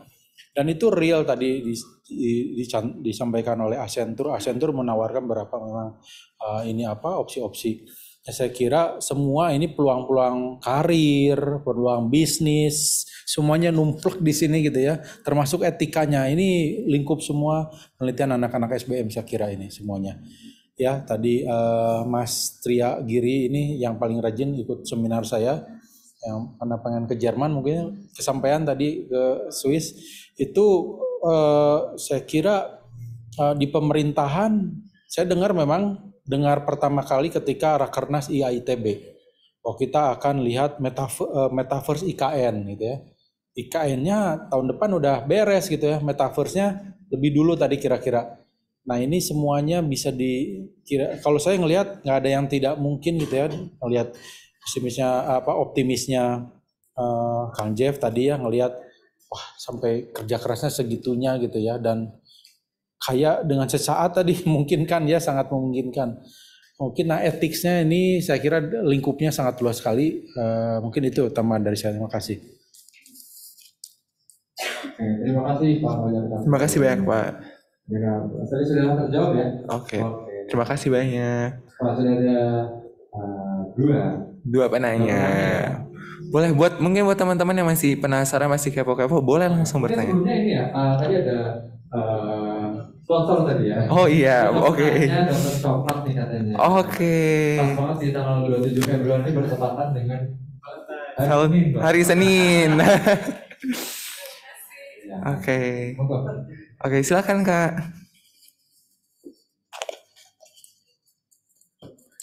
Ya, selamat siang. Saya Nurila. Kebetulan saya juga alumni dari MBA ITB yang profesional, dan saat ini saya seorang dosen. Dan saya cukup tertarik dengan topik ini karena kebetulan saya sedang disertasi dan topiknya terkait dengan metaverse. Cuman yang sedikit berbeda, kalau umumnya metaverse itu berbicara tentang teknologi begitu ya. Kalau saya karena kebetulan dari HR juga, jadi saya cukup tertarik nih tadi bahwa human, ya itu human gitu ya, HR itu adalah HR gitu. Yang jadi menarik adalah di disertasi saya lebih meneliti terkait dengan peran kepemimpinan kewirausahaan dalam pertumbuhan metaverse di perusahaan metaverse. Pertanyaan saya, jika dapat disimpulkan dalam sebuah persentase atau sebuah porsi, mungkin narasumber bisa memberi penjelasan sebetulnya berapa persen sih porsi human dan porsi dari teknologi itu sendiri, karena kenyataannya banyak sekali praktisi metaverse itu ternyata bukan dari orang IT gitu. Mungkin contohnya Kang Jeff nih ternyata bukan orang IT tapi gila-gilaan gitu ya perannya di NFT dan lain sebagainya. Dan yang kedua, memungkinkan nggak ya gitu seandainya saya bisa berkolaborasi dengan para narasumber terkait dengan disertasi saya ini, karena saya lihat penelitian dalam metaverse itu rata-rata berkaitan dengan teknologi begitu. Belum banyak yang membahas peran kepemimpinan atau peran human dalam perkembangan industri metaverse. Mungkin itu saja. Terima kasih sebelumnya atas jawaban dari para narasumber. Terima kasih Kak atas pertanyaannya. Oke, mungkin dari para speakers ada yang ingin menanggapi? Mungkin izin aku boleh nanggapin. Makasih Mbak untuk pertanyaannya. Tadi kalau ditanya opportunity-nya presentasi human versus teknologi seperti apa. Tapi aku nggak tahu kalau misalkan disekat secara silo terpisah gitu. Cuman kalau pengalaman aku lihat di early stage seperti ini, sebenarnya kan banyak kan ke kreator ya, opportunity-nya ya. Dan sebenarnya kalau aku sih, my personal opinion adalah human itu sebenarnya at its core of the innovation, karena sebenarnya kreator tadi, creativity sebenarnya sekarang. Jadi ya kita nggak akan bisa ngebangun sekarang experience yang menarik aja di HP ini kalau nggak ada content creator yang bikin konten yang bagus, dan mereka di situ juga dapetin revenue yang sangat besar ya. Kalau dilihat research-nya kan, creator itu sebenarnya menggantikan creative industry atau creative agency kalau di marketing. Itu huge, besar banget potensinya. Kedua, kalau dari sisi developing yang lebih teknis, misalkan gaming gitu, di metaverse itu juga kreatornya juga, ya kan, developernya. Jadi sebenarnya kalau aku lihat ini benar-benar sebenarnya membuka lebih ke human at its core, people at its core untuk innovation sih. Menurut aku tuh mungkin porsi yang paling besar gitu. Cuman bagaimana mereka bisa menggunakan teknologi yang ada untuk ekspres kreativitas mereka. Itu sih. Oke, terima kasih banyak Pak atas tanggapannya. Apakah sudah cukup Pak? Cukup menjawab. Atau ada yang mau nambahin? Oh, silakan. Izin nambahin 2 kalimat aja. Jadi 2 kalimat. 2 kalimat ya? Oke. Kalimat pertama adalah kita ada tim yang mengembangkan. Tapi ternyata case sukses faktor kita yang sangat-sangat utama adalah teman-teman kita ternyata. Society tadi. Jadi ada tim, ada society yang mendukung itu. Maka inovasi di Web3 itu bisa jalan gitu. Paling itu aja sih tambahannya 2 kalimat. Terima kasih. Terima kasih banyak Pak. Silakan Pak. Harus disorot ya. Oke. Tadi Mbak Nurillah ya. S3-nya di mana? Ngajar di Unpad, S3 di Unpad, tapi S2-nya di MBA, ITB. Oh ya, oke. Ya kalau terkait dengan riset, ini seminar ini sebetulnya latar belakangnya adalah riset kami ya. Ini ada tim anggota risetnya Kak Rahdian Promodito, alumni SM. Bimbingan saya memang. Sekarang udah kerjanya di di consulting. Jadi ya memang circle lingkungan Kang Dev ini narasumber kita ya diwawancara gitu ya.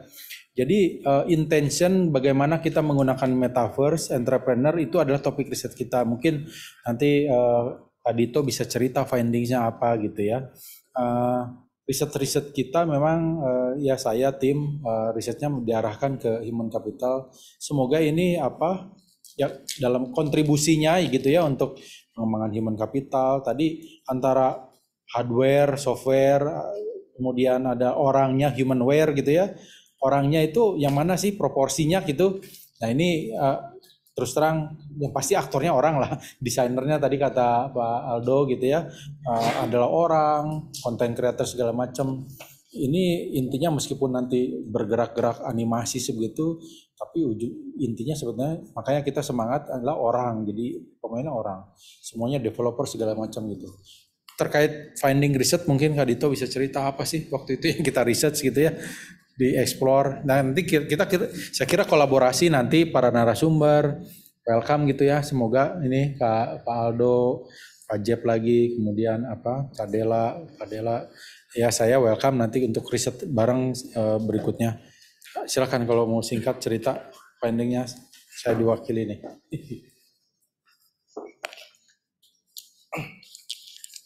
Oke, terima kasih untuk Pak Fajar untuk waktunya. Jadi sebenarnya untuk findingsnya itu sendiri terkait riset kemarin di Metaverse itu kaitannya lebih ke arah untuk beberapa variabel yang emang kita ujikan kemarin. Untuk variabelnya ada,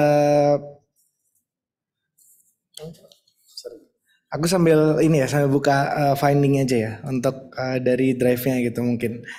Sorry.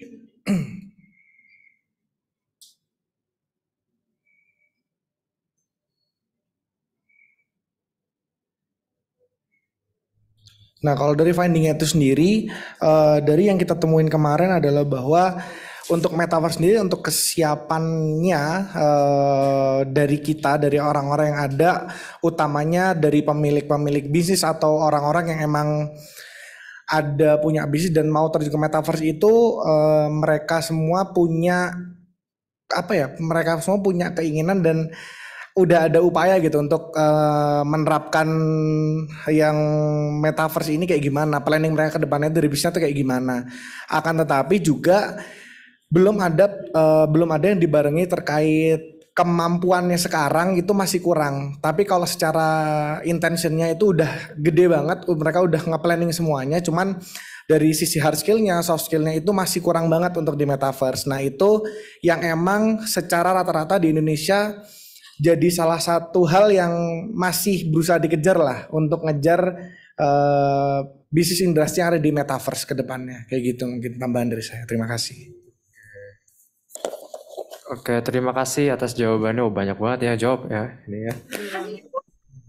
Mungkin sudah terjawab, Kak? Oke. Oke, mungkin. Oke, mungkin. Ini salah satu kelemahan dari Zoom meeting. Iya. Oke, mungkin pertanyaan lagi ya. Kita jawab satu lagi ya. Oke, boleh.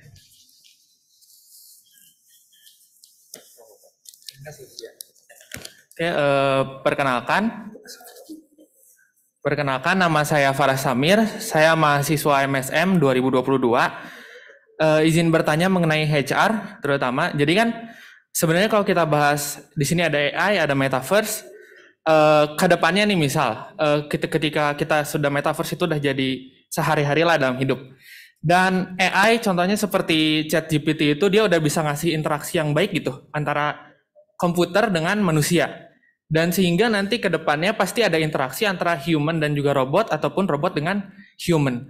Nah ini apakah nanti kedepannya HR akan deal dengan hal itu, dan kalau deal itu akan seperti apa kedepannya, dan guideline-nya itu akan kayak gimana gitu bayangannya. Karena memang ini juga suatu hal yang baru, yang sebelumnya HR itu ngurusnya human to human, tapi ini ada robotnya nanti yang involved dalam pekerjaan kita.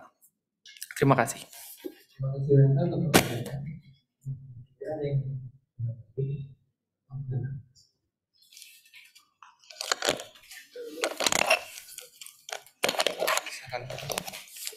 Terima kasih. Dengan Mas siapa tadi?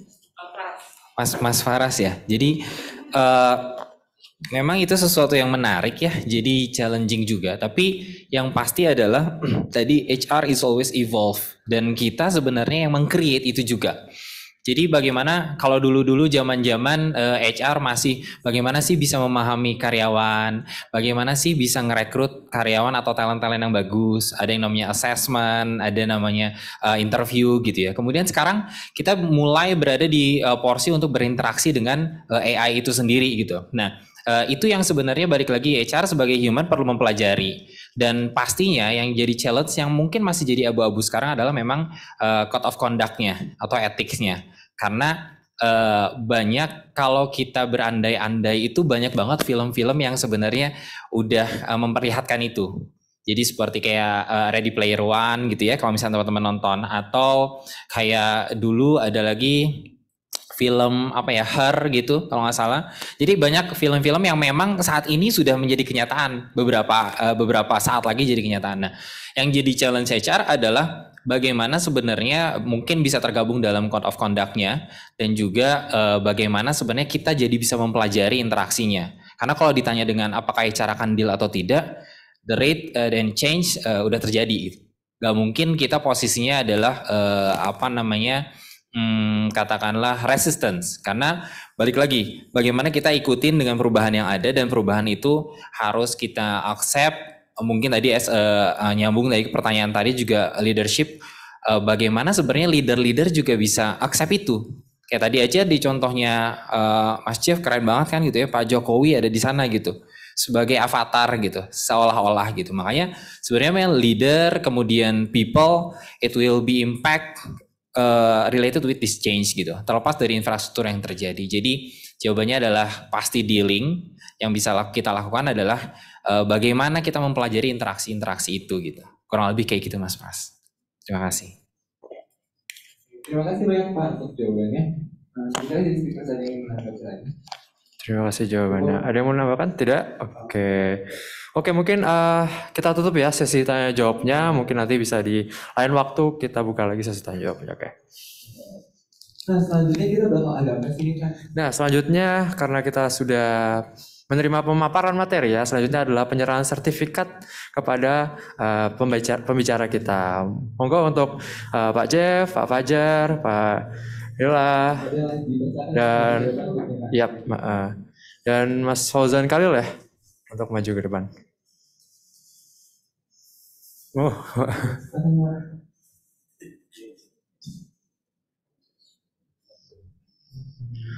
Oke, mungkin bisa dari sertifikat dulu ya.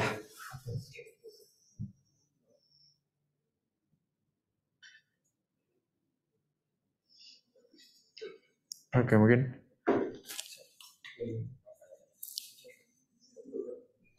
Oke, mungkin bisa sekali ini penyerahannya.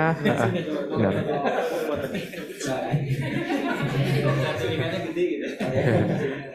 Oke, silakan 1, 2, 3. judulnya adalah penandatangan. Oh, dua sama. Lagi 1, 2, 3. Oke. Selanjutnya pada Pak Dela.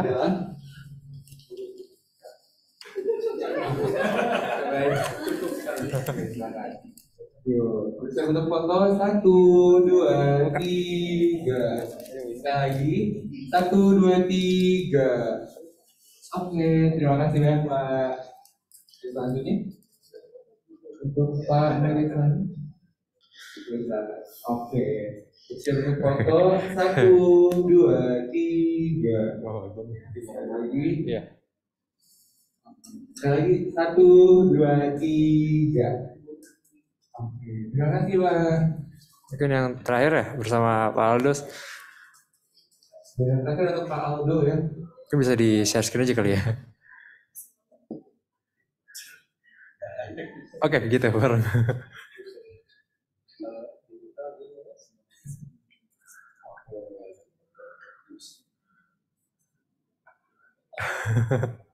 Cancel. Oke, boleh. Oke, ini sertifikat untuk Pak Aldo. Terima kasih. Kita gongpung dulu ya Pak, kita foto bareng-bareng.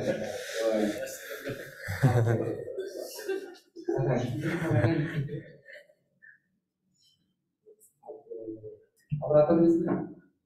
Oke, 1, 2, 3. Lagi 1, 2, 3. Sekali lagi 1, 2, 3. Oke, tepuk tangan dulu dong buat teman. Oke, terima kasih. Mungkin karena sudah penyerahan sertifikat ya, kita bisa dokumentasi bareng-bareng ya. Iya, foto bersama-sama ya. Menyimpan momen hari ini. Oh enggak, mungkin bisa di sini aja Pak. Nanti fotonya dari sini. Dikit. Nah, untuk teman-teman semua mungkin bisa yang Merapat ke tengah ya untuk hadirin di Audi lantai 2 ini. Hadap ke sana? Ya, hadap. Ya, hadap ke sana. Biar Pak Aldo kelihatan juga. Ini kameranya ada di sini juga. Oh iya, ada kameranya ya. Gimana sih? Untuk teman-teman yang di Zoom juga boleh ikutan dokum ya. Boleh. Ayo. Boleh on cam ya.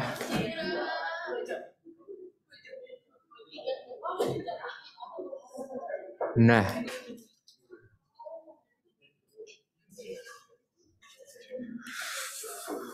Enggak yuk, kita ke tengah.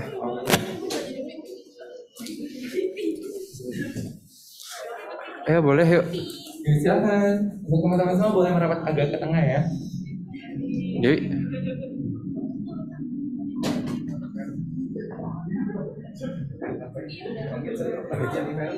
Yang di belakang boleh agak rapatan ke tengah. Kamera? Ini kita tolong masuk. Foto dokumentasi dulu.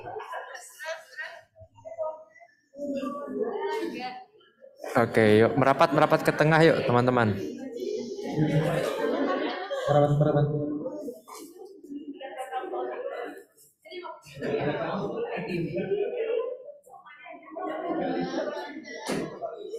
Gitu aja Kak. Ayo Kak, silakan.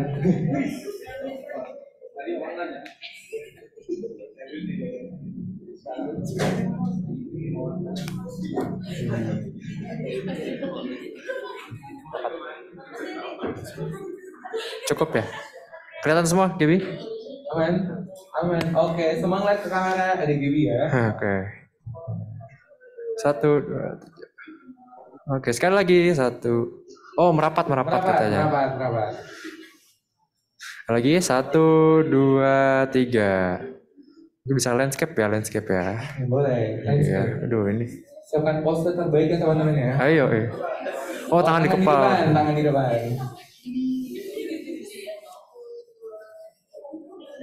1, 2, 3. Oke, terima kasih. Oke, nggak terasa ya Pak, kita udah dengerin 4 materi hari ini ya. Oke, bener banget. Tepuk tangan sekali lagi dong buat kita semua. Oke, akhirnya selesai sudah rangkaian acara seminar pada siang hari ini ya. Kalau begitu kami selaku MC dan mewakili panitia mengucapkan terima kasih banyak kepada teman-teman Bapak Ibu dosen dan para speakers yang udah hadir pada hari ini. Iya, mungkin di akhir acara ini kita kasih sedikit penutup ya teman-teman di sini ya. Oke, kasih penutup ya. Kita ada hadiah penutup yaitu pantun nih teman-teman. Minta tolong cakepnya ya, minta tolong cakepnya ya. Oke. Ke Metaverse beli kemiri. Beli kemiri buat mama papa. Kami pamit undur diri. Terima kasih dan sampai jumpa. Bye-bye. Terima kasih semua. Terima kasih semuanya. Terima kasih. Terima kasih.